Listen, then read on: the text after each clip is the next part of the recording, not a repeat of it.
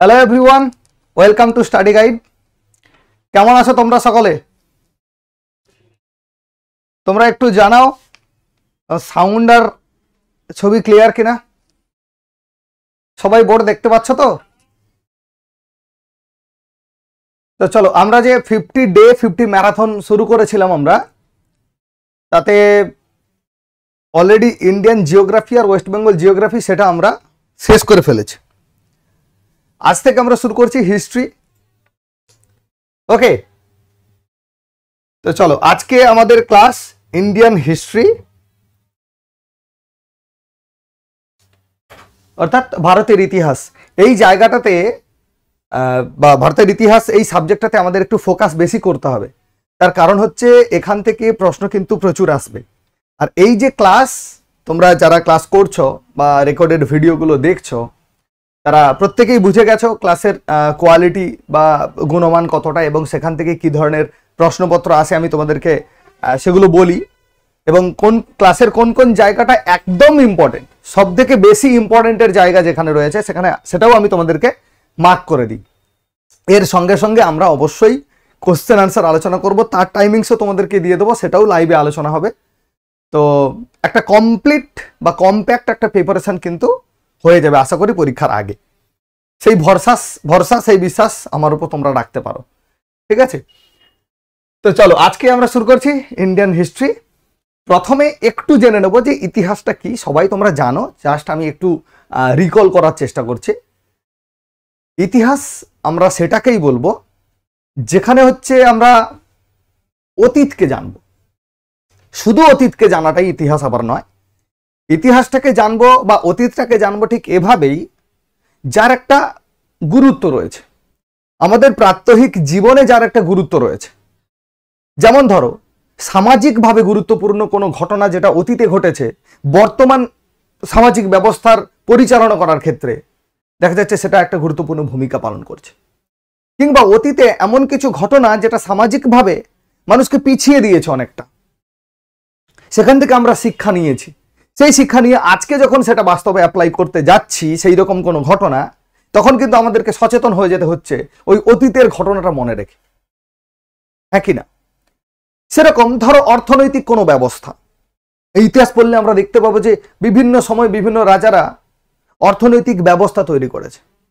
সেই অর্থনৈতিক ব্যবস্থার সুফল কতটা এসছে, কুফল কতটা এসছে, কতটা ইতিবাচক প্রভাব পড়েছে, কতটা নেতিবাচক প্রভাব পড়েছে, এই বিষয়গুলো কিন্তু আমরা যদি ইতিহাস থেকে সুন্দরভাবে জানতে পারি, তাহলে বর্তমান যুগে যখন আমরা ইকোনমিক্যাল কোনো প্ল্যানিং করতে যাব, সেক্ষেত্রে কিন্তু আমাদেরকে ওই অতীতের বিষয়টা কিন্তু অনেকটাই হেল্প করবে।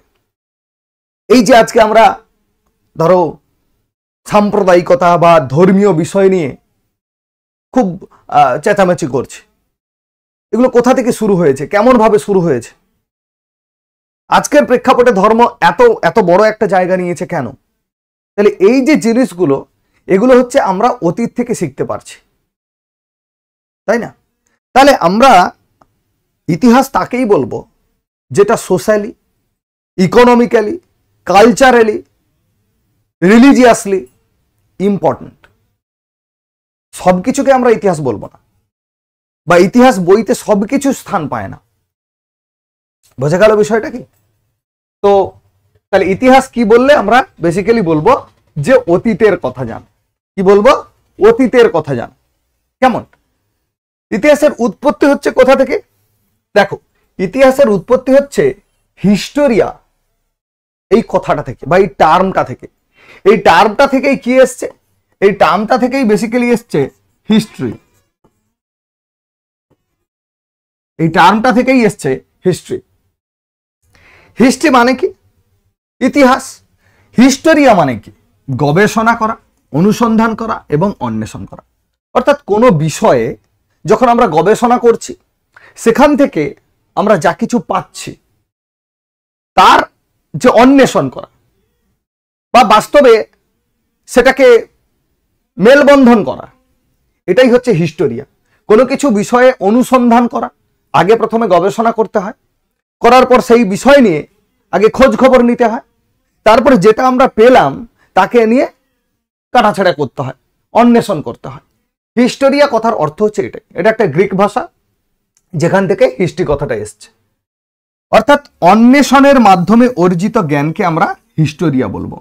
গ্রিক ভাষায় যে হিস্টোরিয়া কথাটা পাচ্ছি সেটা হচ্ছে অন্বেষণের মাধ্যমে অর্জিত জ্ঞান।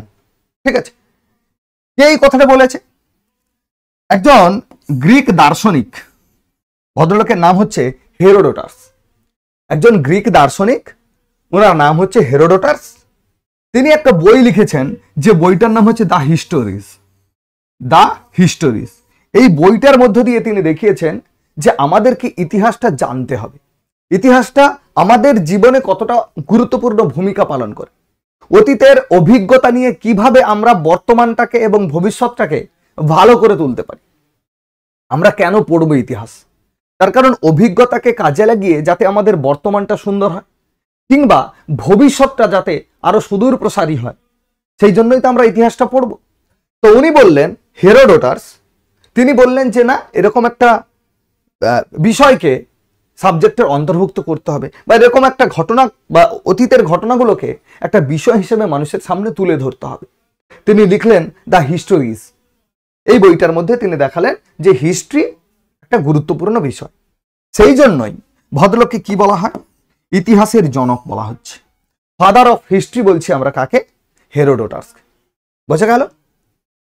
কিন্তু বর্তমান যুগে যে ইতিহাস আমরা পড়ছি, অর্থাৎ মডার্ন হিস্ট্রি যেটাকে আমরা পড়ছি, it may be modern history of India or any other country, ভারতবর্ষেরও যদি হয় সেক্ষেত্রে, কিংবা ইন্টারন্যাশনাল ক্ষেত্রে বা আন্তর্জাতিক মাধ্যমে, আমরা কি বলবো? আধুনিক ইতিহাসের জনক হচ্ছে লিওপোল্ড ভন র্যাঙ্ক, যিনি একজন জার্মান ঐতিহাসিক। লিওপোল্ড ভন র্যাঙ্ক, তিনাকে বলা হচ্ছে আধুনিক ইতিহাসের জনক। কি বলা হচ্ছে? আধুনিক ইতিহাসের জনক। ঠিক আছে, এরপর দেখ, এই যে ইতিহাসটা আমরা পড়বো, ইন্ডিয়ান হিস্ট্রি তো বেসিক্যালি, তো এই ইন্ডিয়ান হিস্ট্রি পড়তে গেলে আমাদেরকে কয়েকটা জিনিস মাথায় রাখতে হবে। এই যে হিস্ট্রিটাকে আমরা তিনটে কালখণ্ডে ভাগ করেছি, depending on the literary source, অর্থাৎ সাহিত্যিক যে উপাদান, সাহিত্যিক যে উৎস, সেটার উপর ডিপেন্ড করে আমরা কিন্তু ভাগ করছি ইতিহাস। এই যে হিস্টোরিক্যাল পিরিয়ড, এই হিস্টোরিক্যাল পিরিয়ডকে আমরা ভাগ করছি তিনটে ভাগে, তোমরা দেখতেই পাচ্ছ। একটাকে বলা হচ্ছে প্রাগ ঐতিহাসিক কাল, যেটাকে আমরা ইংরেজিতে বলি pre history, pre historical period. আমরা ইংরেজিতে একেই বলি pre historical period, pre history. আমরা কি বলি? Pre history. এরপরে অংশটা রয়েছে প্রোটো হিস্ট্রি, প্রোটো হিস্ট্রি। এর পরের অংশটা রয়েছে হিস্ট্রি। স্বভাবতই তোমাদের মনে প্রশ্ন হতে পারে যে স্যার এইগুলো ভাগ হচ্ছে কেন, বা এইরকম ভাগ করছি কেন, কি বা সাহিত্যিক উপাদান কি বলছেন, ব্যাপারটা বোঝা যাচ্ছে না। তো দেখো, এই যে ঐতিহাসিক কালখণ্ড বা ঐতিহাসিক ভাগ করছি আমরা, বা ইতিহাসের বিভিন্ন যুগ বিভাজন করছি, সেটাতে আমি বললাম তোমাদেরকে যে সাহিত্যিক উৎস আমাদের কাছে আছে কিনা, বা সাহিত্যিক উৎসের যে প্রাচুর্যতা, সেটার উপর ডিপেন্ড করে আমরা বলছি তিনটে ভাগে ভাগ বা তিনটে যুগ বিভাজন করছি। একটাকে বলছে প্রি হিস্ট্রি বা প্রাগৈতিহাসিক কাল। এই যে কালটা, এই সময় কোন রকম কোন লিখিত উৎস ছিল না।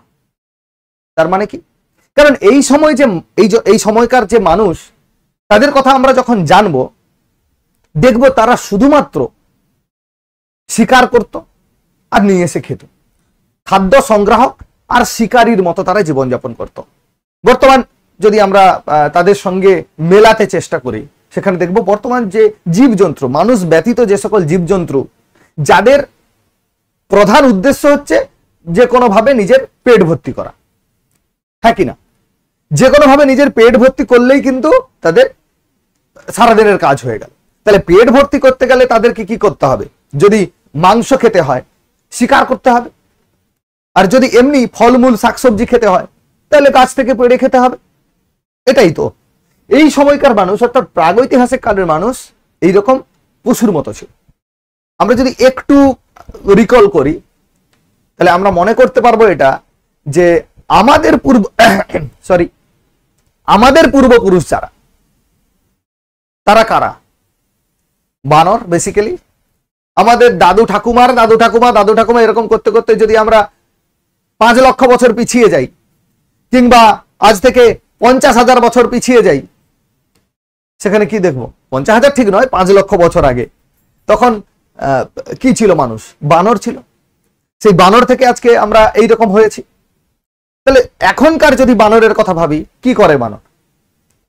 গাছে গাছে লাফিয়ে বেড়ায়, তার সঙ্গে মাঝে মাঝে এসে লোক বসতি এলাকায় ঢুকে গিয়ে একটু এদিক ওদিক লম্ফঝম্প করে, তাই না? তো এটাই হচ্ছে মেন কাজ ছিল। এবার বানরকে যদি জিজ্ঞেস করা হয় তুমি পড়ালেখা জানো কিনা, তাহলে এটা কেমন লাগে না ব্যাপারটা? ঠিক এরকম জায়গাতে এই একই ঘটনা ঘটেছিল। কি এখানকার মানুষ তারা জামা কাপড় পরতেই পারত না, জামা কাপড় পরতেই জানতো না, তার লেখাপড়া তো অনেক দূরের ব্যাপার। অর্থাৎ তারা যে লিখে রাখবে এরকম কোন কাহিনী, এরকম কোন ঘটনা আমাদের কাছে কিন্তু নেই। এরকম কোন প্রমাণ আমরা পাইনি যে এই সময়কার মানুষ কোনো কিছু লিখেছে কিনা। অর্থাৎ লিখিত কোনো উৎস নেই। কি বলবো আমরা? লিখিত কোনো উৎস নেই। সেই জন্য এইটাকে বলছি প্রাগৈতিহাসিক কাল। ইতিহাসটাকে যখন থেকে শুরু হচ্ছে তখন আমরা কিছু লিখিত উৎস পাচ্ছি। পরবর্তীকালে আস্তে আস্তে করে যখন সভ্যতার বিবর্তন হচ্ছে তখন প্রচুর লিটারারি সোর্স আবিষ্কার হচ্ছে। তো এখানে আমরা কি দেখলাম? কোনো লিখিত উৎস নেই। প্রায় ঐতিহাসিক, এটা আবার কি? হয় লিখিত উৎস থাকবে, না হলে লিখিত উৎস থাকবে না। এই তো দুটো ঘটনা, তাই না? তাহলে এখানে কি লিখিত উৎস আছে, বাট তাকে আমরা কি করতে পারিনি? পাঠোদ্ধার করা যায়নি বা পাঠোদ্ধার করতে পারিনি। যেমন ধরো সিন্ধু সভ্যতার কথা আমরা পড়ব। এখানে এখানে যেটা পড়বো সেটা হচ্ছে প্রস্তর যুগ, যেটাকে আমরা স্টোন এজ বলছি। প্রস্তর যুগ বা স্টোন এজ বলছি। এখানে মানুষ কি করত? তারা জামা কাপড় না পরলে কি হবে? তারা খাদ্য শিকারের জন্য পাথর ব্যবহার করত। ঠিক আছে, পাথর ব্যবহার করত। আর হচ্ছে প্রায় ঐতিহাসিকে চলে এলে আমরা দেখব এখানে যে মানুষ সভ্য হয়েছে, জামা কাপড় পরতে তখন শিখে গেছে, লিখতে পড়তেও শিখে গেছে। বাট আমরা তো জানতে পাচ্ছি ধরো 19 শতকে যখন সিন্ধু সভ্যতার আবিষ্কার হয় 1921 সালে প্রথম হরপ্পা সভ্যতার আবিষ্কার হয়েছে, হরপ্পা কেন্দ্রের আবিষ্কার হয়েছে।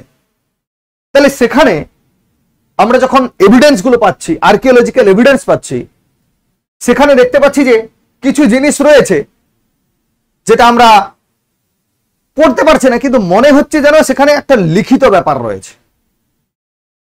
ঠিক আছে, লিখিত ব্যাপার রয়েছে।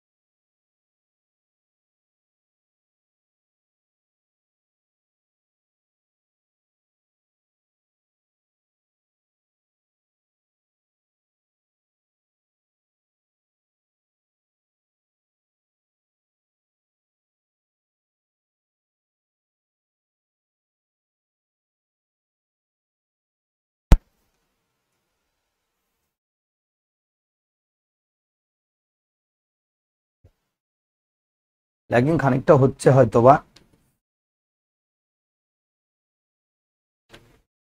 ওকে, চলো তাহলে প্রায় ঐতিহাসিক কাল এটাকে আমরা কি বলছি? Proto historical period. অর্থাৎ লিখিত উৎস আছে কিন্তু তাকে আমরা পড়তে পারিনি।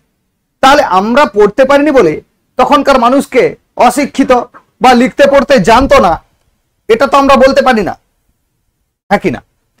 তখনকার মানুষ লিখতে পড়তে জানতো না এটা আমরা বলতে পারি না, আমরা পড়তে পারিনি। এরপরে যে পর্যায়টা আসছে, দ্যাট ইজ হিস্ট্রি। এখানে কি হচ্ছে?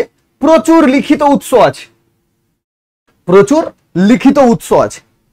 এই লিখিত উৎসগুলো অনেক বেশি প্রমাণের বিষয়ে অনেকটা বেশি সাহায্য করে। আমরা অনেকটা কি করতে পারি? ভরসা করতে পারি, তাই না? লিখিত উৎসের বিচারে কেন করছি? তার কারণ আমাদের হাতে যদি একটা রিটিন ডকুমেন্ট থাকে তাহলে তার উপর আমরা অনেক বেশি ভরসা করতে পারি। তাহলে রিটিন ডকুমেন্ট ছাড়া আমরা বাকিটা গেস করতে পারি। এই যে প্রস্তর যুগের কথা বলছি, এখানে মানুষ কি ব্যবহার করত, অর্থাৎ তাদের যে টুলস, তাদের ব্যবহারিক যে জিনিসপত্রগুলো, তাকে দেখে, তাকে কালচার করে, তার আকার, তার সাইজ কিংবা তার আয়তন,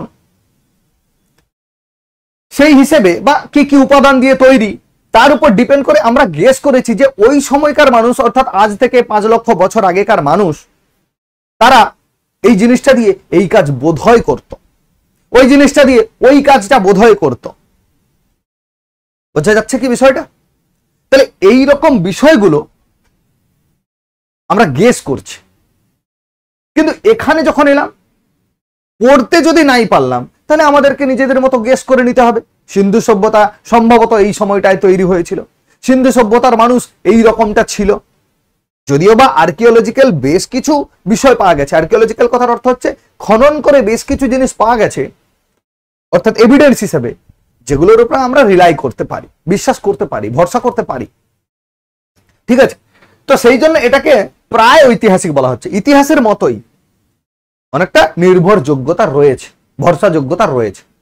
আর ঐতিহাসিক কাল যেখানে প্রচুর রিটিন ডকুমেন্ট, যে কারণে আমরা এই জায়গাটাতে বা এই হিস্ট্রিটাকে আমরা অনেক বেশি প্রমাণের সাপেক্ষে বিশ্বাস করেছি। বোঝা গেল বিষয়টা কি? নেক্সট দেখো, এই যে প্রাগৈতিহাসিক কাল বললাম, যখন মানুষ জামা কাপড় পরতে জানতো না, যখন মানুষ কেবলমাত্র নিজের খিদাটা মিটলেই হলো, সকালবেলা বেরোলো, খাদ্য সংগ্রহ করলো কিংবা শিকার করলো, তখনকার মানুষ কাঁচা মাংস খেত। আমাদের মতো একটা সুন্দর করে chilli chicken, fried rice, biryani এই ধরনের রান্না বান্না করতে পারতো না, কাঁচা মাংস একেবারে সরাসরি গ্রহণ করত। তাহলে যেহেতু কাঁচা মাংস খেত, তাহলে খেতে মানে যদি খাওয়ার দরকার হতো তাহলে তাদেরকে বেরোতে হতো খাদ্য সংগ্রহ করার জন্য। মাংস খেতে গেলেও তাদেরকে শিকার করতে হবে, আদারওয়াইজ এমনি যদি ফলমূল এগুলো খেতে চায় তাহলে তাদেরকে বাইরে খাদ্য সংগ্রহ করতে হবে। এই যুগের মানুষ তাহলে বেসিক্যালি খাদ্য সংগ্রহ করত আর খাদ্য শিকার করত, করে খেত। এই যুগকে আমরা প্রস্তর যুগ বলছি কেন না? এই সময় মানুষ যে জিনিসগুলো ব্যবহার করত তার সিংহভাগটাই পাথর দিয়ে তৈরি ছিল, পাথর দিয়ে তৈরি। পাথরকে আমরা একটু সাধু ভাষায় কি বলি? প্রস্তর। যেহেতু পাথর ব্যবহার করত, তাই এই পুরো যুগটাকে আমরা প্রস্তর যুগ বলবো। আবার এই যুগের শেষের দিকটাতে আমরা যদি দেখি, সেখানে দেখবো আস্তে আস্তে করে ধাতু আবিষ্কৃত হচ্ছে। প্রথম আবিষ্কৃত ধাতু তামা। তো যদিও বা তামা আবিষ্কার হয়েছে, তখন মানুষ কিন্তু ওই পাথর ব্যবহার ছেড়ে দেয়। ইভিন আজকের দিনে দাঁড়িয়েও আমরা কি পাথর ব্যবহার করি না? আমরা বহু বহু কাছে পাথর ব্যবহার করি। আজকে আমরা যে ফ্লোর টাইলস করছি সেটাও তো পাথর। তাহলে কোনো না কোনো কাজে এখনো পর্যন্ত পাথর ব্যবহার করছি। যদিও বা আমরা এখন শুধু তামাতেও থেমে নেই, তামার পরে লোহা থেকে শুরু করে এখন অন্যান্য আরো মেটাল, প্রচুর মেটাল আছে, অ্যালুমিনিয়াম থেকে শুরু করে সোনা, রূপো আমরা ব্যবহার করছি সব। কিন্তু তখনকার মানুষ যখন তামা আবিষ্কার করলো, পাথরের ব্যবহার ভুলে যায়নি, পাথর এবং তামা দুটোকেই প্যারালালি তারা ব্যবহার করতে শুরু করলো। এই যুগটাকে আমরা একটু আলাদাভাবে দেখব, যেটাকে আমরা বলছি তাম্র প্রস্তর যুগ। তাম্র প্রস্তর যুগ। বোঝা গেল? আর এই যে যুগটা, এই যুগটাকে আমরা চারটে আরো কালখণ্ডে ভাগ করব। তারা যে পাথর ব্যবহার করত, সেই পাথরের আকৃতি কেমন ছিল, পাথরকে কিরকম ভাবে তারা ব্যবহার করত, কোন কোন সময় কি কি আবিষ্কার হয়েছে, এই এই জিনিসের উপর ডিপেন্ড করে আমরা একে আবার, এটা তো একটা বিরাট বড় টাইম পিরিয়ড, তো সেই কারণে একে আমরা আরো ছোট ছোট কিছু টাইম পিরিয়ডে ভাগ করেছি আমাদের বোঝার সুবিধার্থে। একটাকে বলা হচ্ছে পুরা প্রস্তর যুগ, বা আমরা বলবো প্রাচীন প্রস্তর যুগ, প্রাচীন পাথরের যুগ, অর্থাৎ প্রাগৈতিহাসিক কালের একেবারে শুরুর দিকে। সময়টা দেখো, বলছে 5 লক্ষ বছর থেকে শুরু করে 10,000 BC পর্যন্ত। 5 লক্ষ বছর থেকে 10,000 BC। দেখো এখানে একটা টার্ম এসছে বিসি, একটু জাস্ট বলে নি। BC means before Christ. Before Christ, before Christ মানে যীশু খ্রিস্টের জন্মের আগে। এবার তোমাদের মনে প্রশ্ন হতে পারে যে স্যার যীশু খ্রিস্টের জন্মটাকেই কেন ধরা হচ্ছে? একটা সময় ভারতবর্ষের যখন মডার্ন যুগ শুরু হচ্ছে বা আধুনিক যুগ শুরু হচ্ছে, সারা বিশ্বব্যাপী ইউরোপীয়দের একটা প্রভুত্ব ছিল। এই ইউরোপীয়দের প্রভুত্ব থাকার কারণেই বেসিক্যালি তাদের তৈরি ক্যালেন্ডার অনুযায়ী বা তাদের উপাস্য দেবতার কথা অনুযায়ী বা ভাবনা অনুযায়ী পুরো বিশ্বে এরকম একটা ক্যালেন্ডার তৈরি হয়েছিল যাকে বলা হয় গ্রেগরিয়ান ক্যালেন্ডার। এই গ্রেগরিয়ান ক্যালেন্ডারে যীশু খ্রিস্টের জন্মসালটাকে শূন্য ধরা হয়। যীশু খ্রিস্টের জন্মসালটাকে শূন্য ধরা হয়। আজ আমরা যে 2025 সালে দাঁড়িয়ে আছি, আমরা কিন্তু যীশু খ্রিস্টের জন্মের বছরটাকে শূন্য ধরে আজ 2025 বছরে দাঁড়িয়ে আছি। মানে যীশু খ্রিস্টের জন্ম আজ থেকে 2025 বছর আগে। এবার এই যে টাইম পিরিয়ডটা বলা হচ্ছে, এটা বিফোর ক্রাইস্ট, অর্থাৎ যীশু খ্রিস্টের জন্মের আগে, যেটাকে আমরা বাংলায় বলি খ্রিস্টপূর্বাব্দ। কি বলি? খ্রিস্টপূর্বাব্দ। ঠিক আছে, এই খ্রিস্টপূর্বাব্দ কত? 5 লক্ষ বছর আগে। যীশু খ্রিস্টের জন্ম থেকে 5 লক্ষ বছর আগে, সেখান থেকে শুরু করে আস্তে আস্তে যীশু খ্রিস্টের জন্মের দিকে আসছে। এরপরে শূন্য হবে, তার মানে কি এটা নেগেটিভে চলে গেছে। তারপরে শূন্য হবে, শূন্য থেকে আবার 2025। যদি আজ থেকে 10,000 বছরটাকে ভাবি আমরা, তাহলে কি ভাববো? এটা যীশু খ্রিস্টের জন্মের 10,000 বছর আগে। সেটাকে আমরা যদি আলাদা করে ভাবি বা আজ থেকে ভাবি, আমরা বলবো 12,025 বছর আগে, হ্যাঁ কিনা? তাহলে এই টাইমটা কমে কমে 0 হয়েছে, তারপরে 2025 আবার এদিকে এসছে। এটা হচ্ছে টাইম লাইন। বিসির সঙ্গে সঙ্গে তোমরা আরো একটা দেখবে এডি বলে, অর্থাৎ যীশু খ্রিস্টের জন্মের পরবর্তী অংশ, পরবর্তী টাইম পিরিয়ড। এটাকে বলা হয় অ্যানো ডোমিনি। কি বলা হয়? অ্যানো ডোমিনি। অ্যানো ডোমিনি কথার অর্থ হচ্ছে ঈশ্বরের রাজ্য। যীশু খ্রিস্টকে খ্রিস্টানরা উপাস্য দেবতা হিসেবে মানে, অর্থাৎ তার জন্মের পরে যা কিছু পৃথিবীতে আছে সবই তার রাজ্যের, তার সাম্রাজ্যের অন্তর্ভুক্ত। সেই কারণে কি বলা হয়? যীশু খ্রিস্টের জন্মের পরবর্তী অংশটাকে বলা হচ্ছে অ্যানো ডোমিনি বা ঈশ্বরের রাজ্য। এগুলো তোমরা দেখবে। এর সঙ্গে সঙ্গে আরো দুটো কমন টার্ম ব্যবহার করা হয়। একটাকে বলা হয় বিসিই, বিফোর কমন এরা, আর একটাকে বলা হয় সিই, যেটাকে বলা হয় কমন এরা। কমন এরা মানে হচ্ছে ওই যীশু খ্রিস্টের জন্মের পরবর্তী সময়টা, কমন এরা। আর এটা হচ্ছে বিফোর কমন এরা। কি বলা হয়? বিফোর কমন এরা। বোঝা গেল? কমন এরা বলতে শূন্য থেকে শুরু করে এ পাঁচটা 2025, এটা কমন এরা। আর যখন আগে যাচ্ছি তখন সেটাকে আমরা বলছি বিফোর কমন এরা। বিভিন্ন দেশ বলছে আমরা বেশি বলবো না, আমরা এডি বলবো না। সেই হিসাবে কি করা হয়েছে? একটা ইন্টারন্যাশনাল বা আন্তর্জাতিক একটা বিষয় করে দেওয়া হয়েছে ইতিহাস বইয়ের ক্ষেত্রে, যে তোমরা ব্যবহার করতে পারো বিফোর কমন এরা, নতুবা বা তার সঙ্গে কমন এরা। এটাও ব্যবহার করতে পারো, এটাও ব্যবহার করতে পারো। তাই বইতে আমরা দেখবো কোথাও বিসি আছে, কোথাও বিসি আছে, কোথাও এডি আছে, কোথাও সি আছে। বুঝে গেল বিষয়টা? তাহলে এখন এই যে প্রাচীন প্রস্তর যুগের টাইম পিরিয়ডটা তোমরা দেখতে পাচ্ছ 5 লক্ষ বছর থেকে শুরু করে 10,000 খ্রিস্টপূর্বাব্দ পর্যন্ত। এরপরে 10,000 থেকে 6,000 খ্রিস্টপূর্বাব্দ পর্যন্ত টাইমটাকে আমরা বলছি মেসোলিথিক পিরিয়ড বা মধ্য প্রস্তর যুগ। কেন বলছি? আসছে তারপরে যে অংশটা, অর্থাৎ 6,000 থেকে 1,000 BC পর্যন্ত, এই সময়টাকে আমরা বলছি নব্য প্রস্তর যুগ বা নিওলিথিক পিরিয়ড। কেন ভাঙলাম এই তিনটে অংশে? এই তিনটে অংশে কিসের উপর ডিপেন্ড করে ভাঙলাম? কারণ প্রাগৈতিহাসিক কালে আমরা তো দেখলাম যে শুধুমাত্র তাদের যে ব্যবহারের যে জিনিসপত্র, অর্থাৎ পাথর, সেই পাথরের উপর ডিপেন্ড করে আমরা প্রাগৈতিহাসিক কাল বলছি, এবং সেখানে কোনো লিখিত উৎস তারা রেখে যায়নি, রিটিন কোনো ডকুমেন্ট এভিডেন্স আমরা পাইনি। কিন্তু এগুলোকে ভাগ করছি কি করে? এগুলোকে ভাগ করছি ওই যে তখনকার মানুষ যে পাথরগুলোকে ব্যবহার করত, সেই পাথরের ব্যবহার আর আকৃতি পরিবর্তন হতে শুরু করলো। একটা র্যাডিক্যাল চেঞ্জ হলো, একটা হিউজ চেঞ্জ হয়েছে। একটা টাইম পিরিয়ড, যে টাইম পিরিয়ডে দেখা যাচ্ছে তার আগে মানুষ যে পাথরগুলো ব্যবহার করত সেগুলো বড় বড় ছিল, অনেক বড় বড়। কিন্তু পরবর্তীকালে একটা সময় যখন আসবে, ঠিক এই মধ্যযুগীন সময়ে, তখন দেখবো পাথরের আকৃতিগুলো আস্তে আস্তে করে ছোট হচ্ছে, ব্যবহারের উপযোগী খানিকটা হচ্ছে। নব্যপ্রস্তর যুগে যখন চলে আসবো, তখন দেখবো একদম শৌখিন হয়ে গেছে মানুষ, শৌখিন হাতিয়ার তৈরি করছে, শৌখিন মাংস কাটার ছুরি তৈরি করছে, শৌখিন অন্যান্য কাজের ক্ষেত্রে পাথরকে ব্যবহার করছে, হাত কুঠা তৈরি করছে। সেই জায়গাটা আমরা আসছি নব্যপ্রস্তর যুগ। আস্তে আস্তে করে মানুষের মধ্যে যে মানুষের মতো প্রবৃত্তি, সেটা আস্তে আস্তে দেখা দিচ্ছে। বানর থেকে আস্তে আস্তে করে মানুষের ইভলিউশন হচ্ছে। তোমরা ইন ডিটেলস পড়তে পারবে অ্যানথ্রোপোলজিতে, মানুষের বিবর্তন কিভাবে হয়েছে। তো মানুষের বিবর্তন এইরকম যুগগুলোর ক্ষেত্রে যদি আমরা দেখি, সেখানে দেখবো কি তাদের ব্যবহারিক যে টুলস গুলো, ব্যবহারিক যে জিনিসগুলো, সেগুলো তার প্রকৃতি পরিবর্তন করছে। তার মানে কি, মানুষের বৈশিষ্ট্যের পরিবর্তন হচ্ছে, মানুষের ধ্যান ধারণা চিন্তা ভাবনার পরিবর্তন হচ্ছে। সেই জন্য এটাকে একটা টাইম গ্যাপ রেখে সেটাকে কয়েকটা কালখণ্ডে ভাগ করা হচ্ছে। এরপরেই আমরা যদি দেখি, পাথর ছেড়ে, পাথর তো আছে, তার সঙ্গে সঙ্গে মানুষ তামাকেও ব্যবহার করছে। ধাতু হিসেবে তামার ব্যবহার শিখছি, পাথরও আছে, তামাও আছে। সেই জন্য ওই যুগটাকে আমরা বলবো তাম্রপ্রস্তর যুগ। আবার দেখো, একটা জিনিস তোমাদের অবশ্য বলে দিই, মাথায় রাখবে, এই যে তিনটে যুগ আমরা ভাগ করছি, এর নির্দিষ্ট কোনো টাইম গ্যাপ নেই। তোমরা বলতে পারো যে 5 লক্ষ থেকে 10,000 বিসি, পুরো 10,000 বিসি পর্যন্তই কি পুরো প্রাচীন প্রস্তর যুগ? আমি বলবো না। পৃথিবীতে আজ ধরো ইন্ডিয়া যতটা ডেভেলপড, আমরা যদি শ্রীলঙ্কা চলে যাই, অতটা ডেভেলপ না। নেপাল ভুটান অতটা ডেভেলপ না। বাংলাদেশ অতটা ডেভেলপ না।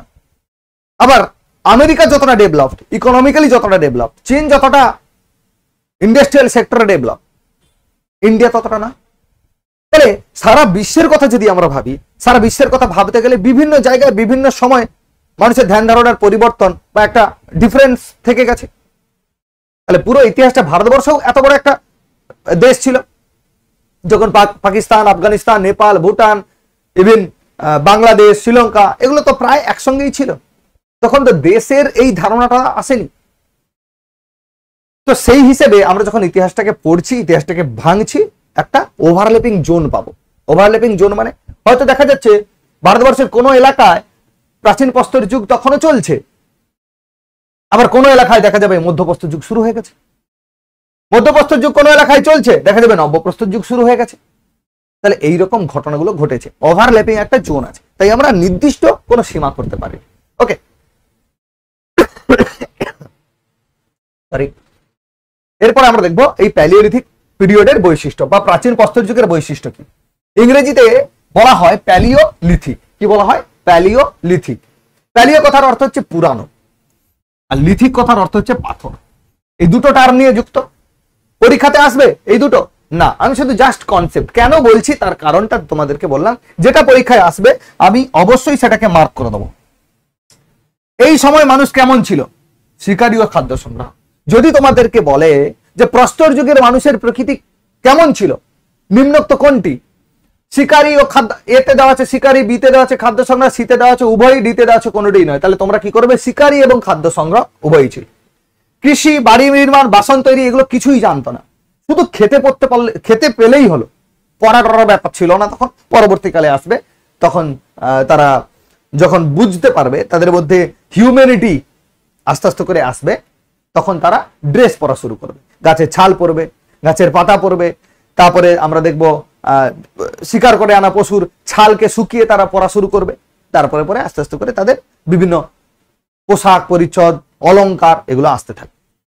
এই সময় কি হয়েছিল? আগুনের আবিষ্কার হয়েছিল। মোস্ট ইম্পর্টেন্ট পয়েন্ট, এগুলো মনে রাখবে। আগুনের আবিষ্কার হয়েছিল কোথায়? প্রাচীন প্রস্তর যুগে। এই সময়কার চিত্রকলার কিছু নিদর্শন পাওয়া যায়, তোমাদের দরকার নেই। প্রথম হাতিয়ার কি ছিল মানুষের? কুঠার। প্রথম আবিষ্কৃত যে হাতিয়ার বা তৈরি করা যে হাতিয়ার, সেটা ছিল হাত কুঠার। কি ছিল? হ্যান্ড এক্স বা হাত কুঠার ছিল। তাহলে দেখো তারা কি ছিল, প্রাচীন প্রস্তর যুগে কি ছিল, শিকারী ও খাদ্য সংগ্রাহক। তারা আগুনের ব্যবস্কার শিখে গেছে, এখানে আগুনের আবিষ্কার করে ফেলেছে, ব্যবহার শিখে গেছে। প্রথম হাতিয়ার ছিল হাতকুটা। নেক্সট হচ্ছে মধ্যপ্রস্তর যুগ। মধ্য মেসোলিথিক, কথাটা কি পাচ্ছ, মেসো তার সঙ্গে লিথিক। লিথিক মানে পাথর, জেনে গেছো। মেসো মানে হচ্ছে মধ্য, মেসো মানে হচ্ছে মধ্য, ইংরেজিতে মেসো কথার অর্থ হচ্ছে মধ্য। তাই এই সময়টাকে বলা হচ্ছে মধ্যপ্রস্তর যুগে।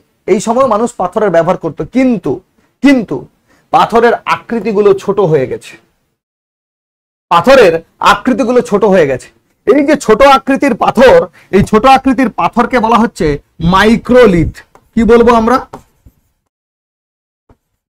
মাইক্রোলিথ। কি বলবো আমরা, মাইক্রোলিথ। মাইক্রোলিথ, মাইক্রোলিথ মানে মাইক্রো মানে ছোট, লিথ মানে পাথর। তার এই ছোট পাথরগুলোকে আমরা কি বলছি, মাইক্রোলিথ বলছি। এটা কিন্তু পরীক্ষাতে আসে যে মাইক্রোলিথ কোন যুগের হাতিয়ার বা কোন যুগের ব্যবহৃত জিনিসপত্র। তোমরা উত্তর করবে মধ্যপ্রস্তর যুগের ব্যবহৃত জিনিসপত্র। এই সময়কার একটা অঞ্চলের বা স্থানের এভিডেন্স পাওয়া গেছে, সেটা হচ্ছে রাজস্থানে অবস্থিত ভারতের সব থেকে বড় স্থান, যেটা হচ্ছে বাগর বা বাজর বলতে পারো তোমরা, বাজর বা বাগর, রাজস্থানে অবস্থিত সব থেকে বড় স্থান ভারতবর্ষে। মধ্যপ্রদেশের আদমগড় পশুপালনের সবচেয়ে পুরনো স্থান। এগুলো কিন্তু ফ্যাকচুয়াল ডাটা, এগুলো পরীক্ষাতে আসবে।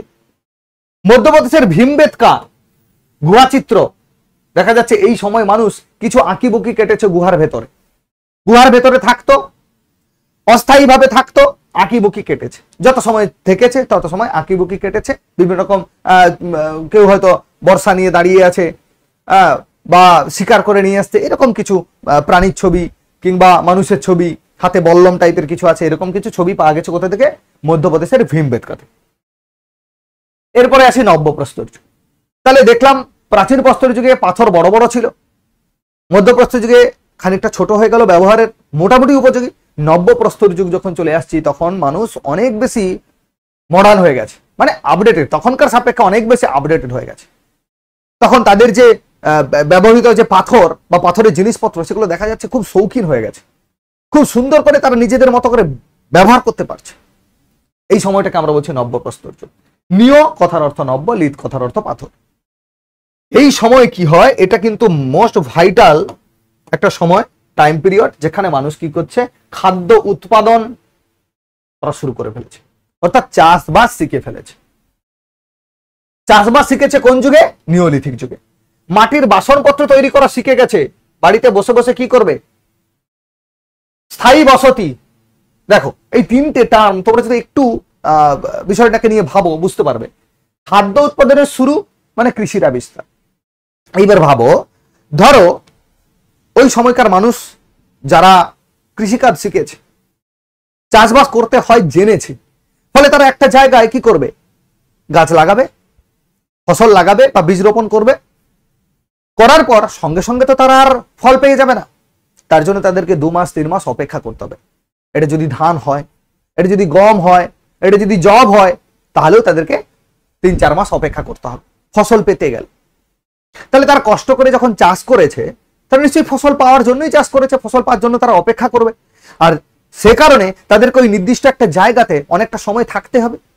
এর আগে তো মানুষ এখানে থেকেছে, গাছে ফলমূল পেড়ে খেয়েছে। বানরগুলো কি করে, এক জায়গায় সবসময় থাকে? তারা কি করে, একটা জায়গায় গাছের ফল টল খেলো, 2-1 দিন থাকলো সেখানে, আবার অন্য কোথাও চলে গেল, আবার সেখান থেকে অন্য কোথাও চলে গেল। এইভাবেই তো এক জায়গা থেকে এক জায়গায় চলে যাচ্ছে, খেয়ে খেয়ে খেয়ে খেয়ে বেড়াচ্ছে। এই যুগে কি হলো, মানুষ আর বানর থাকলো না, আস্তে আস্তে করে মানুষ হয়ে গেছে। কি করছে তারা, চাষাবাদ করছে, করে সেখানে থাকার চেষ্টা করছে। থাকবে কোথায়, ঘর বানাতে জানতো? বিশেষ কোনো ঘর বানাতে জানতো না। বেসিক্যালি এই যে পাথরের যে গুহা, সে গুহাতেই তারা বসবাস করা শুরু করলো। বুঝে গেল? অর্থাৎ স্থায়ী বসতি আর খাদ্য উৎপাদন বা কৃষির যে কাজ তারা শিখেছিল কিন্তু এই যুগে, নব্যপ্রস্তর যুগেই শিখেছিল। বুঝে গেল বিষয়টা? তাহলে এই দুটো জিনিস কিন্তু মাথায় রাখবে। ইভেন তার সঙ্গে আরো একটা ভাইটাল পয়েন্ট, তারা এই সময় পশুপালন শিখেছিল। কেন বলতো? তোমাদের মনে প্রশ্ন হতে পারে যে স্যার এই সময় তারা পশুপালন কিভাবে বা কিসের জন্য শিখলো? আমরা তো গেস করছি এই সময়কার ইতিহাস, তাহলে ইতিহাসবিদরা গেস করেছে, আমরা গেস করলে ক্ষতি কোথায়? আমরা পড়ে গেস করতে পারি। স্থায়ী বসতি করেছে, কৃষিকাজ করেছে। ধরো বাড়ির পুরুষেরা তারা ধরো খাদ্য সংগ্রহতে চলে গেছে, শুধু তার চাষ করলে হবে না, পশু শিকার করতে চলে গেছে। বাড়ির যে মেয়েরা তারা কি করছে, তারা দেখছে যে কিছু পশু ধরো শিকার করে নিয়ে এসছে পরের সময় খাবে বলে, তো দেখা যাচ্ছে সেই পশুদের প্রতি আস্তে আস্তে মানুষের কি হচ্ছে, ভালোবাসা তৈরি হচ্ছে, তাকে লালন পালন করতে শুরু করেছে। সেখান থেকে যখন তাদের বাচ্চা কাচ্চা হচ্ছে, তখন সেখান আস্তে আস্তে করে সেই যে পালিত পশুর সংখ্যা বাড়ছে, মানুষের হিউম্যানিটি বাড়ছে, ফলে পশুদেরকে ভালোবাসার একটা চেষ্টা তৈরি হচ্ছে। সেই জন্য মানুষ কি করলো, পশুকে পালন করা শুরু করলো। এক, এটা তো কারণ হতে পারে। দুই, এটা হতে পারে যে তাদের অফ সিজনে, অর্থাৎ যখন তারা পশু শিকার করতে যেতে পারছে না, হয়তো বর্ষাকালে, খুব বেশি বর্ষাকাল, বর্ষা হচ্ছে, বাইরে যেতে পারছে না, তখন এইগুলোকেই তারা কি করছে, খাদ্য হিসেবে খাচ্ছে। এই সময় তো আগুনের আবিষ্কার হয়েছে, তাই না? তাহলে কি তন্দুরি খাচ্ছে, তন্দুরি খাওয়া শিখে গেছে, যেটা আমরা এখন পুড়ে সেকে খাই, সেরকম তন্দুরি খাওয়া শিখেছে এই জায়গাটাতে। মানুষ যে প্রথম যে পশুটাকে পোষ বানিয়েছিল সেটা হচ্ছে কুকুর। এটা মোস্ট ভাইটাল, এটা মোস্ট ভাইটাল, এটা মনে রাখতেই হবে। কুকুর প্রথম পালিত গৃহপালিত পশু হচ্ছে কুকুর। আজও কুকুর কিন্তু মানুষের একদম কাছের বন্ধু, প্রভু ভক্ত একেবারে। প্রথম যে ফসলের চাষ হয়েছে দ্যাট ইজ গম এবং জব। প্রথম চাষ হয়েছে অ্যাকচুয়ালি জব এবং গম, কিন্তু অপশানে তোমরা দেখবে গমই থাকে, ঠিক আছে? প্রথম যে ফসল তারা তৈরি করেছিল, চাষ করেছিল কৃষিকাজের মধ্য দিয়ে, সেটা হচ্ছে জব, তারপরে গম। অপশানে গম থাকলে গম করবে, কিন্তু জব যদি থাকে অবশ্যই জব করবে। নব্যপ্রস্তর যুগের সবচেয়ে পুরনো স্থান কোথায়? বেলুচিস্তানে মেহেরগড়। প্রায় 7000 খ্রিস্টপূর্বাব্দে এই সভ্যতার আবিষ্কার হয়েছে। এটা সিন্ধু সভ্যতার একটা এক্সটেন্ডেড পার্ট, বা আমরা বলতে পারি প্রাচীন পার্ট একটা, বুঝা গেল? বিশ্বের সর্বপ্রথম তুলোর চাষ হয়েছে কোথায়? মেহেরগড়ে। বিশ্বের সর্বপ্রথম তুলোর চাষ কোথায় হয়েছে? মেহেরগড়ে। ওকে, এই ইনফরমেশন গুলো কিন্তু প্রত্যেকটা মাথায় রাখবে। নব্যপ্রস্তর যুগের সবচেয়ে বড় পুরনো স্থান বেলুচিস্তানে মেহেরগড়, যেখানে কি তুলো চাষের নিদর্শন পাওয়া গেছে। প্রথম কৃষিকাজের নিদর্শন পাওয়া গেছে মেহেরগড়। প্রথম কৃষিকাজের নিদর্শন পাওয়া গেছে মেহেরগড়। প্রথম কৃষিকাজের নিদর্শন পাওয়া গেছে মেহেরগড়। মনে থাকবে সবার? মনে থাকবে সবার? নেক্সট দেখো, তাম্রপ্রস্তর যুগ। ওই যে বললাম তিনটে ভাগে ভাগ করেছি পাথরের ব্যবহার অনুযায়ী। এই সময় কি মানুষ তামার ব্যবহার শিখে গেছে, তাই জন্য একটা টাইম পিরিয়ড বলা হয়েছে। সেই টাইম পিরিয়ডটাতে ওই অ্যারাউন্ড 1000 BC, যীশু খ্রিস্টের জন্মের 1000 বছর আগে, এই সময়টাতে কি হয়েছে, মানুষ তামার ব্যবহার শিখেছে। তার আগে মানুষ ব্রোঞ্জের ব্যবহার করত, কিন্তু ব্রোঞ্জ বলে সেটা জানতো না। তামার সঙ্গে টিন মেশালে ব্রোঞ্জ তৈরি হয়, আমরা তো জানি। তো তখন ব্রোঞ্জের ব্যবহার করত এর আগে, অর্থাৎ যীশু খ্রিস্টের জন্মের 2000 বছর আগের সময়টাতে মানুষ ব্রোঞ্জের ব্যবহার করত, বাট তখনও তামা আবিষ্কৃত হয়নি। 1000 BCর সময়টাতে মানুষ তামা আবিষ্কার করেছে, তখন পাথরও ব্যবহার হতো। সেই জন্য এই সময়টাকে বলা হচ্ছে তাম্রপ্রস্তর যুগ। তাহলে মানুষের আবিষ্কৃত প্রথম ধাতু কি? তামা। মনে থাকবে সবার? মানুষের আবিষ্কৃত প্রথম ধাতু কি? তামা। তারপরে একটা পয়েন্ট বলেছে, দেখো, এই যুগের বিকশিত রূপ হলো সিন্ধু সভ্যতা।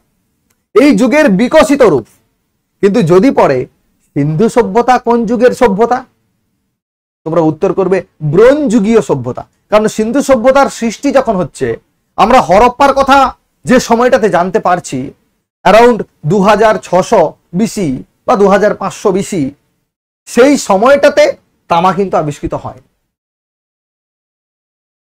হরপ্পা সভ্যতার ধ্বংসের সময়কালটা যদি দেখি, বা পরবর্তী যে ডেভেলপড ফেজ যে অংশটা যদি আমরা দেখি, সেখানে দেখবো অ্যারাউন্ড ওই 1750 BC পর্যন্ত। তখন হচ্ছে হরপ্পা সভ্যতাটা অনেকটা ডেভেলপড হয়ে গেছে, শুরু হয়েছে আর শেষ হয়েছে। টাইম জোনটা আমরা দেখবো আজকে সিন্ধু সভ্যতা, যেটা হচ্ছে 2500 খ্রিস্টপূর্বাব্দ থেকে শুরু করে 1750 খ্রিস্টপূর্বাব্দ পর্যন্ত টাইম পিরিয়ডটা হচ্ছে সিন্ধু সভ্যতার সময়কাল। তো এই সিন্ধু সভ্যতার সময়কালের প্রথম দিকে তখন তামা আবিষ্কৃত হয়নি, সেই জন্যই সিন্ধু সভ্যতাকে আমরা বলছি ব্রোঞ্জ যুগীয় সভ্যতা। বাট সিন্ধু সভ্যতার যে ডেভেলপড ফেজ বা বিকশিত রূপ, সেটা কিন্তু আমাদের তাম্রপ্রস্তর যুগ। বুঝে গেল? এরপরে আসি প্রায় ঐতিহাসিক, খানিকটা লিখিত উৎস পেয়েছি বাট আমরা পড়তে পারিনি, সেটা হচ্ছে সিন্ধু সভ্যতা। সিন্ধু সভ্যতার যে লিপি, সিন্ধু সভ্যতাকে কি বলা হয়? প্রায় ঐতিহাসিক যুগের সভ্যতা। সিন্ধু সভ্যতার যে লিপি, সেটা লিপিটাকে বলা হয় বুস্ট্রোফেডন। আমরা সেটা পড়বো। সিন্ধু সভ্যতাতে বুস্ট্রোফেডন শরীফিলাকার লিপি বলা হয়, ভাব চিত্রাত্মক বলা হয়। সেখানে কি ছবি এবং অক্ষর দুটো পাশাপাশি যেন সাজিয়ে লেখা হয়েছে। লেখা দেখে বোঝা যাচ্ছে যেন ডান দিক থেকে লেখা শুরু হয়েছে, ডান দিক থেকে লেখা শুরু হয়ে এইভাবে লেখা হয়েছে সাপের মতো, ডান দিক থেকে বাঁ দিক হয়ে আবার বাঁ দিক থেকে ডান দিক, এরকম করে লেখা শুরু হয়ে গেছে। বুঝতে পারলে? এই অংশটাকে আমরা বলছি প্রায় ঐতিহাসিক। নেক্সট, ঐতিহাসিক কাল। রিটিন ডকুমেন্ট প্রচুর আছে, যেমন ধরো বা এর শুরুটা হচ্ছে বৈদিক সভ্যতা থেকে। বৈদিক সভ্যতাকে কিছু কিছু ইতিহাস বইতে দেখা গেছে বৈদিক সভ্যতাকে রাখা হয়েছে প্রোটো হিস্টোরিক্যাল পিরিয়ডে, আবার কিছু কিছু জায়গায় রাখা হয়েছে হিস্টোরিক্যাল পিরিয়ডে। তারও কারণ আছে। এই যে সময়কালের কথা বলছি, বৈদিক সভ্যতার সময়টা 1500 বিসি থেকে শুরু করে 600 বিসি পর্যন্ত, এই যে সময়টা, এই সময়টাই কিন্তু বেদ বিশেষ লেখা হয়নি। প্রথম দিকে কি করা হয়েছে? বৈদিক সভ্যতা শুরুর দিকে বেদ লেখা হয়নি। আমরা জানি বেদের অপর নাম শ্রুতি। প্রথম দিকে কি করা হতো? গুরুগৃহে থেকে যখন গুরুর কাছ থেকে শিষ্যরা জ্ঞান লাভ করত, তখন গুরু কি করত? মুখ দিয়ে তাদেরকে কিছু কথা বলতো, মুখ দিয়ে কিছু কথা বলতো, কিভাবে থাকতে হবে, কিভাবে জীবনযাপন করা দরকার। অর্থাৎ তাদের যে মুখনিসৃত বাণী, সেই বাণীগুলোকে তারা কি করতো? শুনে শুনে মনে রাখতো। যেহেতু শুনে শুনে মনে রাখতো, সেই জন্য ওই সময়কালটাকে আমরা বলছি, বা বেদকে আলাদাভাবে বলছি আমরা শ্রুতি। শুনে শুনে মনে রাখতো। তখন কিন্তু সংকলন করা হয়নি, পরবর্তীকালে সংকলন করা হয়েছে, যেটা আমরা পরবর্তী বৈদিক যুগ বলছি, বা বেদের বৈদিক যুগের শেষের দিকে সংকলন করা হয়েছে। কৃষ্ণদ্বৈপায়ন বলে একজন ভদ্রলোক, উনি সংকলন করেছেন। তাহলে যেহেতু শ্রুতি শুনে শুনে মনে রাখতে হতো সেই সময়টাতে, পরবর্তীকালে মানুষ ওই সকল বিষয়কে লিখেছে, একটা জায়গায় সংকলন করেছে। বুঝা গেল? সেই অর্থে যেহেতু সংকলিত অংশ আমরা পাচ্ছি, ঋক, সাম, যজু, অথর্ব, প্রচুর কিছু পাচ্ছি, পুরাণ থেকে শুরু করে রামায়ণ, মহাভারত, প্রচুর লিটারারি সোর্স আমরা পাচ্ছি এই সময়। সেই জন্য কিছু কিছু জায়গায় এই জায়গাটাকে বলা হয়েছে, বৈদিক সভ্যতাকে রাখা হয়েছে ঐতিহাসিক যে আমাদের কাল, সেখানে রাখা হয়েছে। আবার কিছু কিছু বইতে রাখা হয়েছে কোথায়? প্রোটো হিস্ট্রির পার্টে, অর্থাৎ প্রায় ঐতিহাসিক কাল হিসেবে। বোঝা গেল? অসংখ্য লিপি পাওয়া যায় এই সময় থেকে। বৈদিক সভ্যতা তোমরা নেক্সট ক্লাসে আমরা আলোচনা করব বৈদিক সভ্যতা, যেখানে আমরা দেখব প্রচুর কিছু লিটারেরি সোর্স রয়েছে। বোঝা গেল বিষয়টা? নেক্সট আমাদের হচ্ছে সিন্ধু সভ্যতা। নেক্সট হচ্ছে সিন্ধু সভ্যতা। সময়টা কত? 2500 থেকে কত সাল? 2500 থেকে 1750 বিসি। 2500 থেকে 1750 বিসি। যদিও বা এটা শুরু হয়ে গেছে কবে থেকে জানো? প্রায় 7000 খ্রিস্টপূর্বাব্দ থেকে। ওই যে তোমাদেরকে একটা কথা বললাম যে এখানে ধরো শুরু হয়ে গেছে, মানুষ ডেভেলপড হয়ে গেছে অনেকটা। অন্য জায়গাতে ধরো ওয়েস্ট বেঙ্গলের মানুষ অনেক বেশি ডেভেলপড হয়ে গেছে, সেই জায়গায় দেখা যাচ্ছে বিহারের মানুষ অতটা ডেভেলপড হতে পারেনি। তাহলে এই সময় বা পশ্চিমবঙ্গের যে বর্তমান পরিস্থিতি, তার সাপেক্ষে বিহারের পরিস্থিতি অনেকটাই নিচু। হ্যাঁ কিনা? ভালো করে বোঝার চেষ্টা করো। এই যে সিন্ধু সভ্যতার সময়টা 2500 থেকে 1750 বিসি আমরা বলছি, এই 2500 থেকে 1750 বিসি এই সময়টাতে যখন সিন্ধু সভ্যতার একটা ডেভেলপড ফেজ তৈরি হয়েছে সারা ভারতবর্ষ জুড়ে, সারা ভারতবর্ষ বলতে সিন্ধু সভ্যতার যতটা এরিয়া সেই জায়গায় জুড়ে, কিন্তু তার অনেক আগেই দেখা যাচ্ছে মেহেরগড়ে এই ধরনের একটা মানুষের সভ্যতার বা সভ্যতার বিবর্তনের একটা প্রমাণ আমরা পাচ্ছি মেহেরগড় থেকে।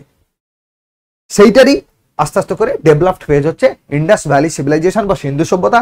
বেসিক্যালি সিন্ধু আর তার উপনদী, সিন্ধু ও তার উপনদী, এই সকল নদীর দিয়েই বা নদীর অববাহিকাতেই এই সভ্যতা গড়ে উঠেছিল বলে তাই নাম হয়েছে সিন্ধু সভ্যতা। প্রথম আবিষ্কৃত কেন্দ্র হরপ্পা, এই হরপ্পার নাম অনুসারে একে আমরা বলছি হরপ্পান সিভিলাইজেশন বা হরপ্পা সভ্যতা। কেমন? আবার সিন্ধু নদীর অববাহিকা অঞ্চলে অবস্থিত বলে তাই একে বলা হচ্ছে সিন্ধু উপত্যকা সভ্যতা বা সিন্ধু সভ্যতা। ইংরেজিতে বলা হয় ইন্ডাস ভ্যালি সিভিলাইজেশন। কি সময়কালটা হচ্ছে 2500 খ্রিস্টপূর্বাব্দ থেকে 1750 খ্রিস্টপূর্বাব্দ। বেসিক্যালি এই সভ্যতা কেন আমরা পড়ছি, ভারতবর্ষে যখন ইংরেজরা রাজত্ব করে প্রায় 200 বছর ধরে ভারতকে পরাধীন রেখেছিল। এই সময় বারে বারেই বলার চেষ্টা করতো, বারে বারে মানুষকে বলতো, ভারতীয়দেরকে বলতো, ভারতীয় যারা পণ্ডিত ছিলেন, ভারতীয় বিপ্লবী যারা ছিলেন, সেখানে মহাত্মা গান্ধী থেকে শুরু করে নেতাজি সুভাষচন্দ্র বসু, প্রত্যেকটা মানুষ যেনারা ছিলেন তাদেরকে শুনতে হয়েছে একটা কথা, যে তোমাদের মতো অশিক্ষিত অসভ্য বর্বর জাতিকে আমরা মানুষ করার জন্য, সভ্য করার জন্য আমরা কি করছি, তোমাদের ভালোর জন্য তোমাদের প্রশাসনিক দায়বদ্ধতাটা, রেসপন্সিবিলিটি আমাদের কাঁধে চাপিয়ে রেখেছি। আমরা তোমাদেরকে দয়া করছি, তোমরা তো অসভ্য বর্বর, তোমাদের আনকালচার, এরকম একটা ব্যাপার। সেখানে আমরা তোমাদেরকে সভ্য করার কাজে লিপ্ত আছি, আমরা মহান কাজ করছি, এরকম করে কি করতো, বারে বারে বলতো। 1921-এ ফার্স্ট যখন হরপ্পা আবিষ্কৃত হলো, সেখানকার মানুষের ব্যবহৃত উপাদানগুলোকে দেখে সবাই অবাক। কেন অবাক? যে যাদেরকে আজকে আমরা, অ্যাকচুয়ালি ইংরেজরা তখন রাজত্ব করছে, 1921 মানে ইংরেজদের রাজত্বকাল। সেখানে সবকিছুই, যত ডিপার্টমেন্ট আছে, প্রশাসনিক থেকে শুরু করে যত ডিপার্টমেন্ট আছে, সব ডিপার্টমেন্ট ইংরেজদের হাতে, হ্যাঁ কিনা? সেরকম ভারতবর্ষের যে পুরাতত্ত্ব, আর্কিওলজিক্যাল সার্ভে অফ ইন্ডিয়া, যার ফাদার বলা হচ্ছে আলেকজান্ডার কানিংহামকে, তিনি কি করেছিলেন, এইরকম একটা পুরাতত্ত্ব বিভাগের প্রতিষ্ঠা করেছিলেন। ফলে এই যে খনন কার্য শুরু হয়েছিল, এই খনন কার্য করতে গিয়ে কেঁচো খুঁড়তে কেউটে বেরিয়ে গেছে। ইংরেজরা যে এতদিন ধরে ভারতবর্ষে বা ভারতবাসীকে বলতো যে তোমরা বর্বর অসভ্য, তোমাদেরকে সভ্য করার কাজে আমরা নিযুক্ত, 1921-এর পর থেকে তাদের মুখে ঝামা ঘষা হয়ে গেল। তারা আর বলতে পারলো না যে তোমাদের মতো অসভ্য লোককে আমরা সভ্য করার জন্য তোমাদেরকে শাসন করছি। তারা কি করলো, 1947 সালে তল্পি তল্পা গুটিয়ে এখান থেকে দৌড়ে পালালো, তাই তো নাকি? তো এই যে সময়কালটা, এই যে সিন্ধু সভ্যতার কথা বলছি, কেন তারা আর বর্বর বলতে সাহস পেল না? কারণ এই সময় আজ থেকে প্রায় 5000 বছর আগেকার ঘটনা। মানে ইংরেজরা যারা অসভ্য বলতো, তাদের বাপ ঠাকুরদা 14 পুরুষ, 14 পুরুষ কেন, 1400টা পুরুষ আগে, তখন ভারতবাসীরা সভ্য হয়ে গেছে। তখন ভারতবাসী ইটের বাড়িতে থাকতো, পাকা বাড়িতে থাকতো। তখন ইংল্যান্ড বা ইংরেজরা বাড়িতে থাকতো কিনা সেটাই সন্দেহ ছিল। তারা ঘুরে আমাদেরকে বলছে অসভ্য। সেই জন্য কি হলো, এই সিন্ধু সভ্যতা আমাদের যে মান সম্মান, যে প্রতিপত্তি, সেটাকে কিন্তু সাস্টেন করেছিল, তার প্রতিবাদ করেছিল। সেই জন্য আমরা এই সিন্ধু সভ্যতাকে ভুলে গেলে চলবে না। তাই এই যে সভ্যতার আমরা মনে রেখেছি, তার কারণ হচ্ছে কি, তার কারণ হচ্ছে নগর কেন্দ্রিক সভ্যতা। বর্তমানের যে নগর, বর্তমানে বহু নগর আছে, এই সময়কার নগরের মতো ওয়েল প্ল্যান্ড নয়। এই সময়কার যে নগর, সুন্দর করে প্ল্যান্ড করা, তার রাস্তাঘাট, জল নিকাশি ব্যবস্থা, বাড়িঘর ধর, পরিষ্কার পরিচ্ছন্নতা, একদম সিস্টেমেটিক। সেই জন্য এই সভ্যতাকে আমরা বলছি নগর কেন্দ্রিক। প্রায় ঐতিহাসিক কেন বললাম, প্রোটো হিস্টোরিক্যাল পিরিয়ড, ওনারা যেটা লিখেছেন, অর্থাৎ আমাদের দাদু ঠাকুমারা, পূর্বপুরুষরা যেটা লিখেছে, সেটা আমরা পড়তে পারিনি আজও পর্যন্ত। শুধু বুঝতে পেরেছি এইভাবে লেখা, কিছু ছবি, কিছু অক্ষর এরকম মিক্সড করা রয়েছে। বুঝে গেল? ব্রোঞ্জ যুগীয় সভ্যতা, এই 3টে পয়েন্ট তোমরা যদি মনে রাখো, পরীক্ষারটা কিন্তু উতরে যাবে। এই 3টে পয়েন্টই যদি তোমরা মনে রাখো, একটাকে বলা হচ্ছে নগর কেন্দ্রিক, প্রায় ঐতিহাসিক, ব্রোঞ্জ যুগীয় সভ্যতা। নগর কেন্দ্রিক, প্রায় ঐতিহাসিক, ব্রোঞ্জ যুগীয়, এই 3টে কথা মনে রাখলেই হবে। আর 2-4টে ইনফরমেশন আমি দেব, আশা করি তোমাদের হয়ে যাবে। সাধারণ তথ্য কি কি আছে? সিন্ধু সভ্যতার খোঁজ করে কে? Charles Mason. এগুলো পড়তে পারে, এগুলো যদি মনে করে যে তোমাদেরকে একটু ভোগাবে, এরকম যদি মনে করে এক্সামিনার, সেক্ষেত্রে দিতে পারে। সিন্ধু সভ্যতার খোঁজ করে কে? Charles Mason. সিন্ধু সভ্যতার খোঁজ চার্লস ম্যাসন দেওয়ার পর যিনি সার্ভে করেছিলেন, তেনার নাম হচ্ছে Alexander Cunningham, father of archaeological department বলা হচ্ছে কানিংহাম। সিন্ধু সভ্যতার নামকরণ করে কে? John Marshall. এইটা তোমরা মনে রাখবে, সিন্ধু সভ্যতার নাম করেন জন মার্শাল, সিন্ধু সভ্যতার খোঁজ দেন চার্লস ম্যাসন, খনন কার্য করেন দয়ারাম সাহানি। খনন কার্যের দায়িত্ব দেওয়া হয়েছিল যাকে? তার নাম দয়ারাম সাহানি। প্রথম আবিষ্কৃত কেন্দ্র হরপ্পা। সিন্ধু সভ্যতার যে লিপি, সেটা হচ্ছে পিক্টোগ্রাফি। ওই যে বললাম, ছবি আছে আর গ্রাফিক্যাল প্রেজেন্টেশন। লিপিটাকে বলা হচ্ছে বুস্ট্রোফেডন লিপি। ধাতু হিসাবে আবিষ্কৃত হয়েছে ব্রোঞ্জ। নগরীয় সভ্যতা বলার কারণে এই সময় নগর পরিকল্পনা বেস্ট মানের ছিল, একদম সুপ্রিম মানের ছিল। সেই জন্য এটাকে বলা হচ্ছে নগর সভ্যতা। বিস্তৃতি কি? বিস্তৃতি থেকে প্রশ্ন থাকতে পারে যে সিন্ধু সভ্যতা যেটা আমরা বলছি, সেই সিন্ধু সভ্যতা উত্তরে কোন জায়গা পর্যন্ত, দক্ষিণে কোন, পূর্বে কতটা, পশ্চিমে কতটা। তোমরা দেখো উত্তর দিকে যদি দেখি, উত্তর দিকের অংশটাকে আমরা বলছি মান্ডা। কি বলছি? মান্ডা। জম্মু কাশ্মীরে অবস্থিত ঝেলাম নদী, চেনাব নদীর তীরে, চেনাব নদীর তীরে অর্থাৎ চন্দ্রভাগা নদীর তীরে, ঝেলামের পর চেনাব, এই চন্দ্রভাগা নদীর তীরে মান্ডা। এই যে চেনাব, এই নদীটা হচ্ছে সিন্ধুর বাম তীরের উপনদী। কি বলা হচ্ছে? সিন্ধুর বাম তীরের উপনদী। এই বাম তীরের উপনদী প্রথমে ঝেলাম, তারপর চেনাব, তারপরে রাবি, তারপরে বিয়াস, তারপর সতলজ, জম্মু কাশ্মীর থেকে তৈরি হয়েছে। এই যে চেনাব নদী, এই চেনাব নদীর পাশেই আছে মান্ডা। স্যার নদীটা কি জানা দরকার? হ্যাঁ, একটু যদি ডিফিকাল্টি লেভেলটা বাড়িয়ে দেয় তাহলে কিন্তু দিয়ে দিতে পারে যে সিন্ধু সভ্যতার উত্তরতম বিন্দু মান্ডা কোন নদীর তীরে অবস্থিত।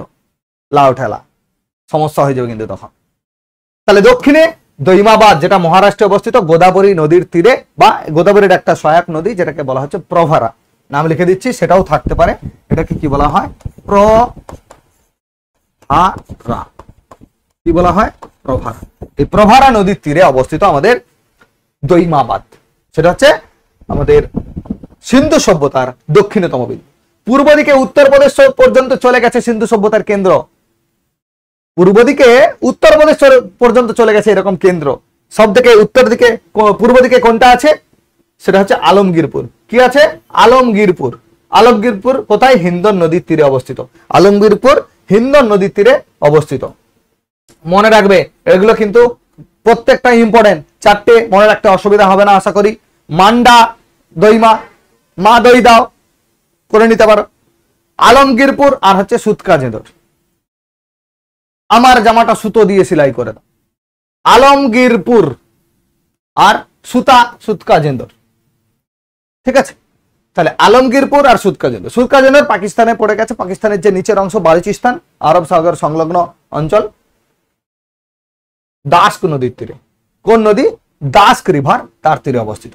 চারটি অংশ, মান্ডা, দৈমাবাদ, আলমগীরপুর, সুতকা জেঁদর।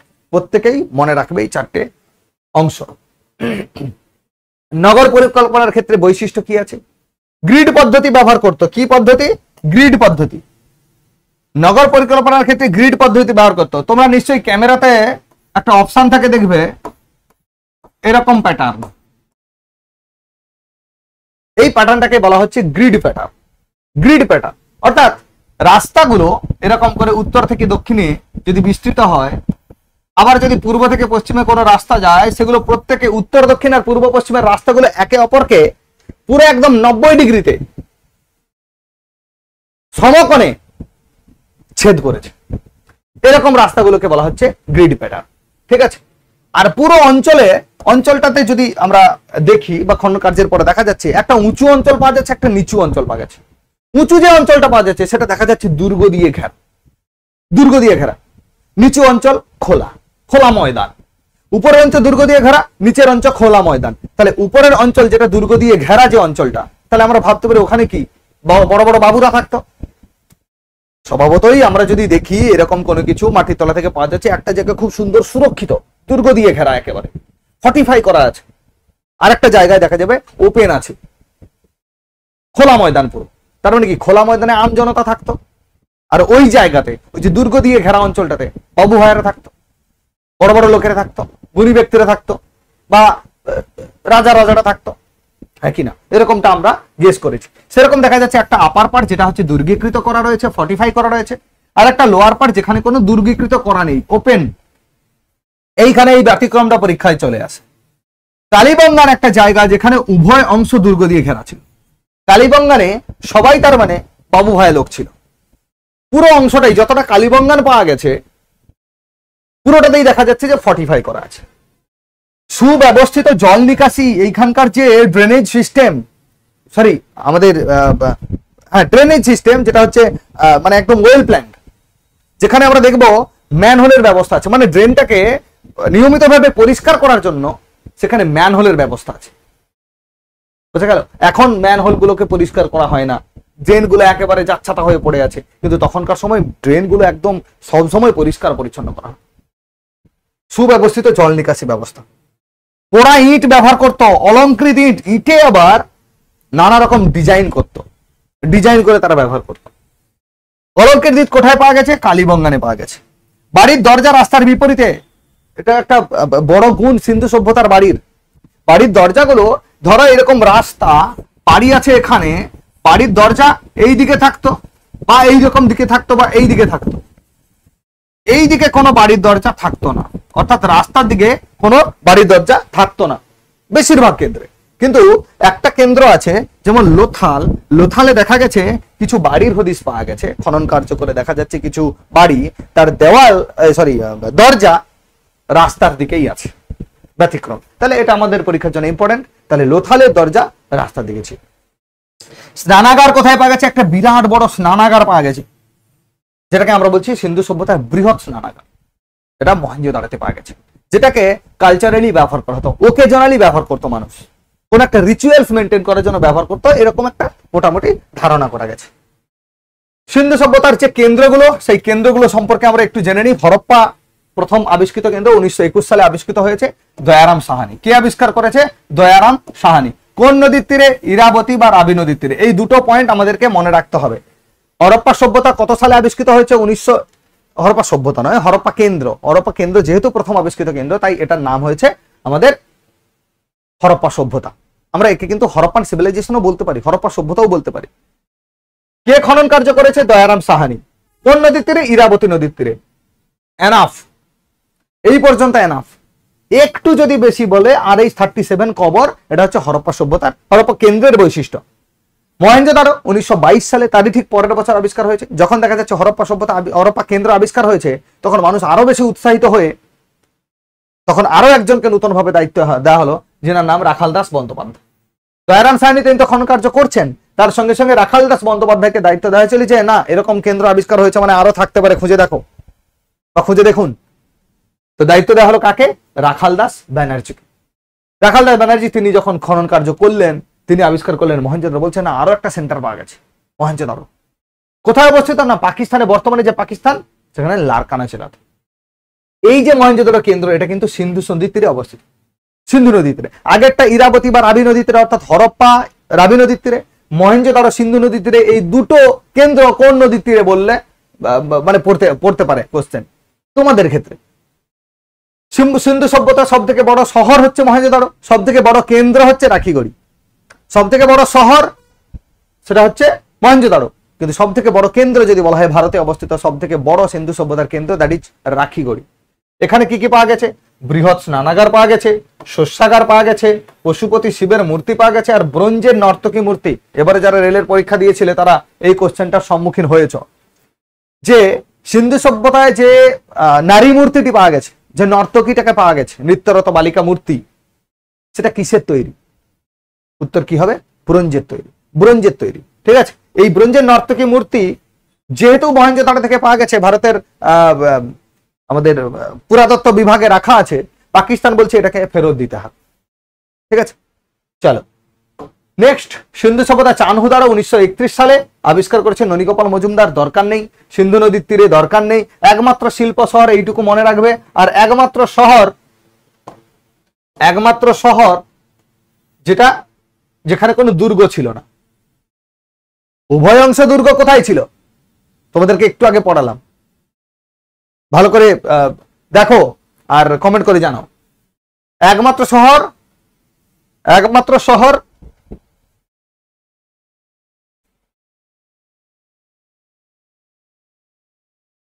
শহর হচ্ছে যেখানে দুর্গ ছিল না, সেটা কি? চানহুদারো।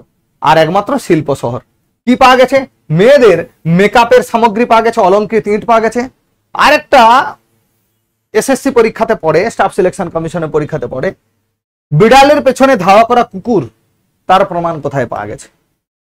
ওয়ান ডে এক্সাম গুলোর ক্ষেত্রে এই কোশ্চেন এসছে, সেটা হচ্ছে চানহুদারো। নেক্সট, রোপাড় যজ্ঞদত্ত শর্মা তো আবিষ্কার করেছে, এই জায়গার খনন কার্য করে আবিষ্কার করেছে। পাঞ্জাবের শতদ্রু নদীর তীরে অবস্থিত। মানুষের সঙ্গে কুকুরের কবর পাওয়া গেছে। তাহলে তোমাকে যদি বলা হয় যে তুমি খনন কার্যটা করো, খনন কার্য করতে গিয়ে তুমি দেখলে মানুষের সঙ্গে মানুষের একটা কঙ্কাল পাওয়া গেছে, তার পাশে একটা কুকুরের কঙ্কাল পাওয়া গেছে একই কবরের মধ্যে, তাহলে তোমার কি মনে হবে? যে ওই মানুষের সঙ্গে কুকুরের নিশ্চয়ই কোনো সম্পর্ক ছিল, ভালো সম্পর্ক। তো এই মানুষের সঙ্গে কুকুরের যে সম্পর্ক, সেই সম্পর্ক এখান থেকে আমরা বুঝতে পারি যে কুকুর একটা পশু, মানুষ তাকে পালন করেছে। ঠিক আছে, এরকম কবরের আরো একটা প্রমাণ পাওয়া গেছে জম্মু কাশ্মীরের বুর্জহোম। কোথায় পাওয়া গেছে? জম্মু কাশ্মীরের বুর্জহোম, এটাও কিন্তু পরীক্ষাতে পড়ে। নেক্সট, বানওয়ালি, রবীন্দ্র সিং এই জায়গাটা আবিষ্কার করেছে, হরিয়ানার রঙ্গই নদীর তীরে অবস্থিত। এখানে কোনো জল নিকাশি ব্যবস্থা ছিল না।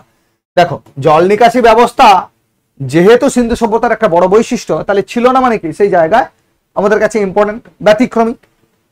নেক্সট, কালীবঙ্গান। কালীবঙ্গান কথার অর্থ হচ্ছে কালো চুড়ি। এটা কিন্তু পরীক্ষাতে তোমাদের আসতে পারে। সিন্ধি ভাষার শব্দ কালীবঙ্গান, তার অর্থ হচ্ছে কালো চুড়ি, তার অর্থ হচ্ছে কালো চুড়ি। ঠিক আছে, খনন কার্য করেছে বিকে থাপর ও বিবি লাল, রাজস্থানের সরস্বতী নদীর তীরে অবস্থিত। এখানে চাষ করা জমির প্রমাণ পাওয়া গেছে, লাঙ্গলের প্রমাণ পাওয়া গেছে, আর ওই যে কালো চুড়ি পাওয়া গেছে।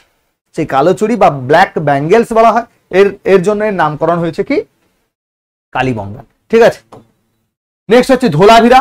মনে রাখবে কি, এখানে স্টেডিয়াম পাওয়া গেছে আর বৃহৎ জলাধার পাওয়া গেছে। স্টেডিয়াম পাওয়া গেছে আর একটা বিরাট বড় জলাধার পাওয়া গেছে। ত্রিস্তরীয়, আমরা দুটো স্তর দেখেছি সিন্ধু সভ্যতা অন্যান্য কেন্দ্রগুলোর ক্ষেত্রে, দুটো স্তর। একটা স্তর আপার পার্ট যেটাকে সিটাডেল বলা হচ্ছিল, সেটা দুর্গীকৃত, ফর্টিফাই করা, আর নিচের পার্টটা ওপেন ছিল। এখানে আমরা তিনটে স্তর পাচ্ছি। ঠিক আছে, সুরকোটদা, এটা একটু মনে রাখার চেষ্টা করবে। প্রথম ঘোড়ার নিদর্শন পাওয়া গেছে। বেসিক্যালি সিন্ধু সভ্যতায় কিন্তু ঘোড়া ছিল না, ঘোড়ার নিদর্শন একমাত্র পাওয়া গেছে এই সুরকোটদা অঞ্চলে। নেক্সট, লোথাল, সিন্ধুর ম্যানচেস্টার বলা হচ্ছে। এখানে কিন্তু মনে রাখতে হবে, সিন্ধু সভ্যতার একমাত্র বন্দর বা বাণিজ্য কেন্দ্র ম্যানচেস্টার, এটা ভোগবা নদীর তীরে অবস্থিত আর বন্দর। সিন্ধু সভ্যতার একমাত্র বন্দর, সিন্ধু সভ্যতার একমাত্র বন্দর, বাণিজ্যিক কেন্দ্র, যেখানে সমুদ্রপথে অন্যান্য মেসোপটেমিয়া থেকে শুরু করে মিশরীয় সভ্যতার সঙ্গে বাণিজ্য চলত। তাহলে এটা ইম্পর্টেন্ট। তাহলে এই তিনটে জায়গা মনে রাখবে। যুগ্ম শব্দ এগুলো দরকার নেই, যুগ্ম শব্দ থেকে আমরা বুঝতে পারি সতীদাহ প্রথার প্রচলন ছিল। নেক্সট হচ্ছে সিন্ধু সভ্যতার অন্যান্য বৈশিষ্ট্য। ভারতে অবস্থিত সিন্ধু সভ্যতার সব থেকে বড় কেন্দ্র রাখিগড়ি, তোমাদেরকে বললাম। একক পরিবার সেই সময়, ইউনিট ছিল, প্রত্যেকে 2-3-4টা ভাই হলে সরি 2-3-4টা ভাই হলেও কি হবে, তারা একসঙ্গে বসবাস করতো। একসঙ্গে 3টি মানব কঙ্কালের নিদর্শন, একসঙ্গে 3টে মানুষের কঙ্কাল পাওয়া গেছে কোথায়? দমদমাতে। আর ভারতের প্রত্নতত্ত্ব বিভাগ আছে দেরাদুনে। এগুলো আলাদা করে এই কারণে রেখেছি, এগুলো কিন্তু পরীক্ষাতে এসেছে, তাই সেগুলো তোমরা অবশ্যই নোট ডাউন করবে। আজকে এখানেই শেষ করছি, সবাই ভালো থাকবে।